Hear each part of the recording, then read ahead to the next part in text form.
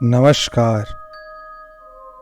अभी तक की हमारी इस सच्ची घटना में इस बूढ़े प्रेत आत्मा ने इस घर के इस बच्चे को लगभग अपने जाल में फंसा ही लिया है।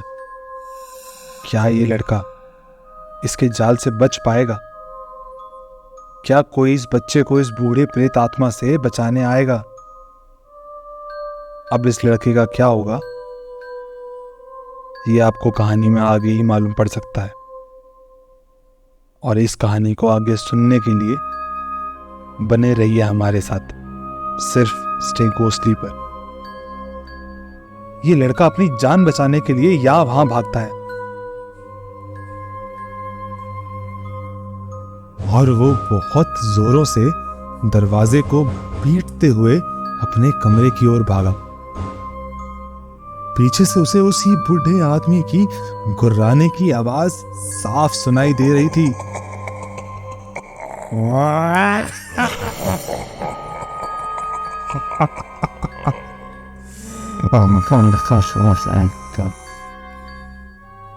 ऐसी आवाज जो किसी को भी झंझोड़ कर रख दे। लड़का बहुत तेजी से अपने कमरे के दरवाजे की ओर भाग निकला। उसने अपना दरवाजा जोरदार तरीके से बंद कर लिया और अंदर आते ही उसे सब तरह की आवाजें साफ सुनाई दे पड़ी। जो पहले सिर्फ खटखट की आवाज थी, अब वो एक बहुत ही दर्दनाक भयानक शोर में बदल गई थी। छत पे इधर उधर भागने की आवाजें साफ सुनाई दे रही थी, इतनी तेज और वजन के साथ। अगर कोई खूंखार जानवर भी भागे तो ऐसी आवाज नहीं आएगी। कोई बूढ़ा ऐसा कर ही नहीं सकता। और बूढ़ा तो क्या, कोई जीव जंतु ऐसी आवाज, ऐसा डरावना मंजर अगर दिखा दे तो किसी इंसान की हिम्मत नहीं कि वो दोबारा छत पर जाए। उसकी हालत खराब हो चुकी थी और ये आवाजें अब रुकने का नाम नहीं ले रही थी। कुछ देर में सुबह हुई और वो लड़का पूरी रात नहीं सोया था। सुबह होते ही उसने ये बात सबको बताई। सब बहुत ज्यादा डर गए। सबको यकीन हो गया कि इस घर में कुछ ना कुछ जरूर है। परिवार वालों ने सोचा अब समय आ गया है, इस घर की हमें शुद्धि करवानी चाहिए। उन्होंने बड़ी कोशिश की, परंतु हर बार कुछ ऐसा हो जाता था जिसको बताने पर भी कोई ना समझे। कभी पंडित जी आने से ही मना कर देते थे, कभी रास्ते में ही लाने वाले का एक्सीडेंट हो जाता है। सब ये बातें साफ समझ रहे थे। हो ना हो, ये इस प्रेत आत्मा के ही कारण हो रहा है। ये प्रेत आत्मा नहीं चाहता है कि वो इस घर को छोड़कर कहीं जाए। परिवार वालों को ये बिल्कुल समझ नहीं आ रहा था कि अब जिस प्रेत आत्मा के कारण ये हो रहा है, कौन व्यक्ति इससे उनका छुटकारा कराएगा। और अगर नहीं तो क्या अब ये समय आ चुका है कि इतनी मेहनत से बनाए हुए अपने सपनों के घर को उन्हें छोड़ना पड़ेगा। घर में सभी रहने वाले लोग बहुत ही डरते थे। कोई भी घर से अकेला नहीं जाता था, कोई भी घर में अकेला नहीं रुकता था। अगर कोई आदमी बाहर काम पर जाए भी तो यह जरूर पक्का करता था कि घर में कम से कम 2 से 3 लोग तो हमेशा हो ही। घर पर रहें और बच्चों को भी अपने साथ ही रखें। कोई भी छत पर अकेला नहीं जाएगा। कोई भी दोपहर में घर के बाहर अकेला नहीं टहलेगा। आस पास के इलाके में सभी लोगों में यह खौफ अंदर तक बैठ चुका था। और बच्चे तो क्या, वास्तव में तो बड़े भी कहीं अकेले नहीं जा रहे थे। अगर किसी को जाना भी होता था तो 2-4 लोग साथ में, सिर्फ तभी ही जाया करते थे जब तक सूरज रहता, उन्हें थोड़ा सुकून रहता। परंतु जैसे ही रात होती थी सभी अपने अपने कमरों में सिमट जाते थे। बार बार ऐसी घटनाओं का होना उनके साथ साथ उनके दिमाग पर भी इतना डर अंदर तक बिठा रहा था जिसकी आप कल्पना भी नहीं कर सकते। उनका रात में कोई भी काम कर लेना बहुत ही कठिन हो गया था। जैसे ही दिन ढलता था उनके सारे काम रुक जाया करते थे। रात में सिर्फ पूजा पाठ शुरू हो जाता था और तो और इतना शोर किया जाता था जिससे उन्हें यह भरोसा रहे कि वे सब साथ हैं और इस पूजा पाठ के मंत्रों को सुनकर कोई भी ऐसी चीज उनके आसपास नहीं भटक सकती। जो घर उन्हें यह एहसास दिलाता था कि जो सपना उन्होंने देखा, उन्होंने अपने हाथों से बनाया, अब वही सपना, वही घर उन्हें किसी बहुत ही डरावने सपने के भांति डरा रहा था। आप जरा खुद महसूस करिए, देखिए जो चीज आपको सुरक्षित होने का एहसास दिलाती हो, अब वही चीज आपकी मौत का कारण बन सकती है। बाकी आस पड़ोस के घरों में ये बात बिल्कुल पता नहीं थी कि उस परिवार में क्या हालात हैं, घर के अंदर क्या चल रहा है, पर उन्हें इतना एहसास तो जरूर था कि उस घर में कुछ ना कुछ तो गलत ही है। पड़ोस में ही एक हवेली के सामने एक घर था जहां एक परिवार रहता था। उसी परिवार में कुछ बच्चे भी थे। उन्हीं बच्चों में से 2 छोटी बहनें भी थी जो कि हमेशा साथ रहा करती थी। वो दोनों ही आस पड़ोस में सभी की लाडली हुआ करती थी। दोनों बच्ची कभी कभी हवेली पर खेलने जाया करती थी। इन्हें वहां का माहौल बहुत ही पसंद था।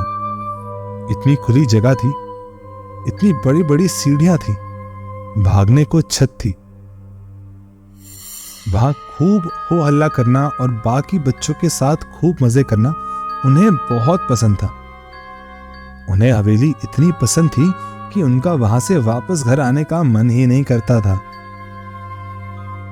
पर अचानक उन दोनों का उस हवेली पर जाना बंद हो गया। कोई भी घर का आदमी अपने बच्चों को खेलने के लिए उस घर नहीं भेजता था। शायद यह भी कारण हो सकता है कि जैसे हालात अब उस हवेली पर बन गए थे, किसी बच्चे का वहां जाना बहुत सुरक्षित नहीं था। 1 दिन हो गया, 2 दिन हो गए, ऐसे ही करते करते कई दिन बीत गए। दोनों बहनें आस पड़ोस के लोगों की बहुत ही लाडली थी, इसीलिए जब भी उस हवेली पर रह रहे परिवार में से कोई बाहर आता तो उन दोनों बच्चियों के बारे में जरूर पूछा करता था। ऐसे ही एक रोज उस घर में रह रही एक औरत ने शाम को उन दोनों बच्चियों को बाहर देखा। उससे रहा नहीं गया। उसने उन दोनों लड़कियों से पूछा, क्या बात है, बहुत दिन हो गए, तुम दोनों ही ना दिखाई देती हो, ना खेलती हो, कुछ बात हुई क्या? उस औरत को लगा कि शायद आस पड़ोस में सभी लोगों को हवेली पर जो चल रहा है उसका पूरा अनुमान है। उसे लगा बच्ची कुछ ऐसा बताएंगी जिससे उसको यह खबर लगे कि बाहर के लोगों में उनके परिवार के बारे में क्या बातें चलती हैं। सभी ने बच्चों को वहां खेलने से मना कर रखा था, ये तो उन्हें पता था। पर जो उन 2 बच्चियों ने बताया, अगर वो मैं आपको बताऊं तो आपको शायद किसी अनजान हवेली पर जाने से पहले 100 बार सोचना पड़ेगा। उन्हीं 2 बहनों में से एक बोली, कुछ दिन पहले हम सब बहनें छत पे सोए हुए थे। मुझे बहुत बेचैनी हो रही थी, बहुत गर्मी लग रही थी। आधी रात को मैं उठ गई, इधर उधर टहलने लगी। मुझे लगा थोड़ी हवा चलेगी तो मुझे अच्छा लगेगा। इसी बीच मैंने चारों ओर देखा। कोई भी आदमी, पशु, पक्षी कुछ नहीं था, पर एक धुंधली परछाई मुझे दूर से दिखाई पड़ रही थी। मुझे लगा शायद कोई मेरी तरह गर्मी से बेचैन होकर इधर उधर टहल रहा है। मुझे भी तो बहुत गर्मी लग रही थी। ये पूर्णिमा की रात थी। चांद अपनी रोशनी के शिखर पर था। सब कुछ बिल्कुल साफ दिखाई पड़ रहा था, मानो जैसे किसी ने रात में एक सफेद बल्ब जला दिया हो। ऐसे में उन दोनों बच्चियों का रात में कुछ भी यूं ही देख लेना केवल भ्रम नहीं हो सकता। बच्ची ने आगे बोलना शुरू किया। उस आदमी की उम्र कुछ 45-50 रही होगी। मैंने सोचा, खैर इतनी गर्मी है, ये भी यहां टहल ही रहे होंगे। और इतना सोचकर वो सोने लगी।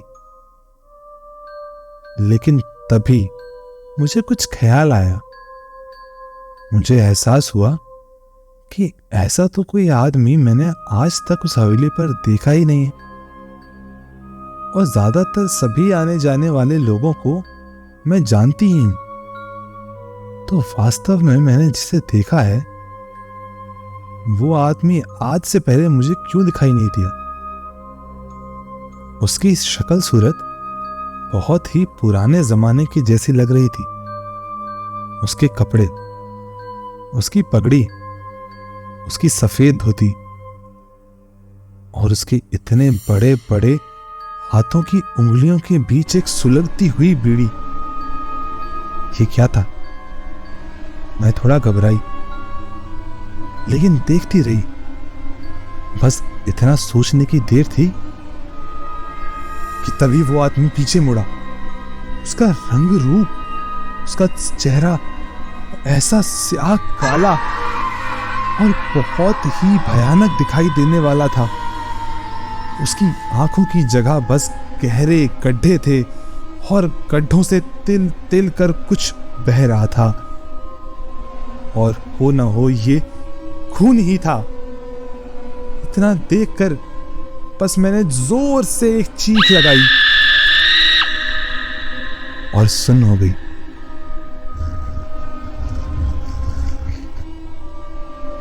मेरी आवाज सुनकर मेरी और बहनें उठ खड़ी हुई। मैं कुछ बोलने की हालत में नहीं रही। मेरी बहनें मुझे नीचे ले गई।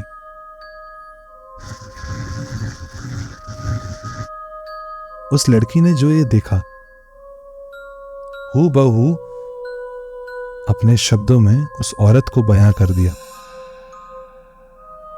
ये बयां कर पाना बहुत ही कठिन था, पर जरा सोच कर देखिए, जिसके परिवार में अभी तक इतना कुछ घट चुका हो, अगर वो अभी तक जिंदा भी है तो क्या ये किसी वरदान से कम नहीं है?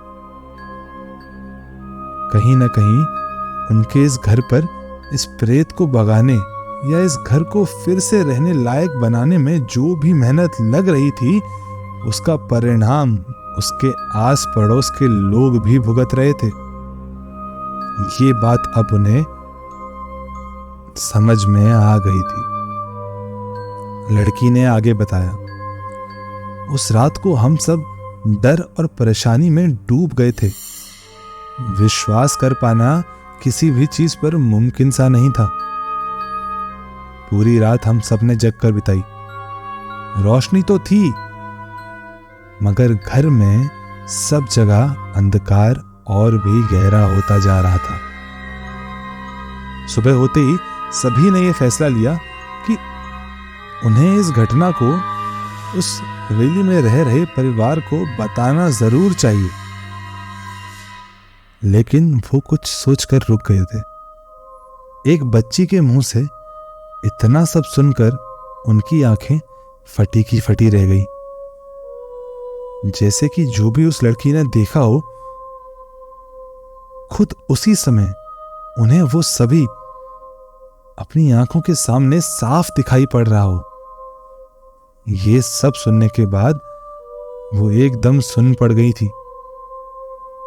उन्होंने घर आकर तुरंत घर के सभी लोगों को ये बात बताई। अब बस बहुत हुआ, सभी इस बात को समझ गए थे।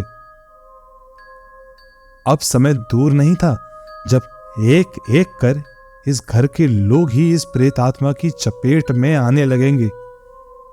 दिन पर दिन ये घटनाएं और बढ़ती ही जा रही थी और ऐसी घटनाएं बढ़ने के साथ साथ अपना और भी भयानक रूप धारण करने लगी थी। घर में किसी आदमी की चीखने चिल्लाने और हंसने की आवाज साफ सुनाई पड़ रही थी। रात को सोते थे तो मालूम होता था कि छत पर कोई इस तरह चल रहा है जैसे उसने लोहे की चप्पल पहनी हो, मानो अगले ही क्षण वो छत तोड़कर नीचे आ जाएगा। ऐसे में इंसान सिर्फ अपनी जान बच जाए इतनी ही प्रार्थना कर पाता है। अब शायद इस परिवार को अपने तमाम पैसे से बनाई हुई सपनों की हवेली को छोड़कर अपनी जान बचाने के लिए कहीं और रहना होगा। उन लोगों ने उसी दिन ये फैसला किया कि हम ये हवेली छोड़कर कहीं और रहेंगे, और अपने इस फैसले को अमल करते हुए उन्होंने पास ही में एक किराए का मकान पक्का कर लिया और अपना सामान एक जगह से दूसरी जगह ले जाने लगे। एक दो दिन में उन्होंने अपने दूसरे घर को अपना घर मान लिया था और उस हवेली को बेचने का फैसला कर चुके थे। हालात सबको पता थे, इसीलिए उन्हें लगा था कि इस हवेली के बिल्कुल भी दाम नहीं मिलेंगे।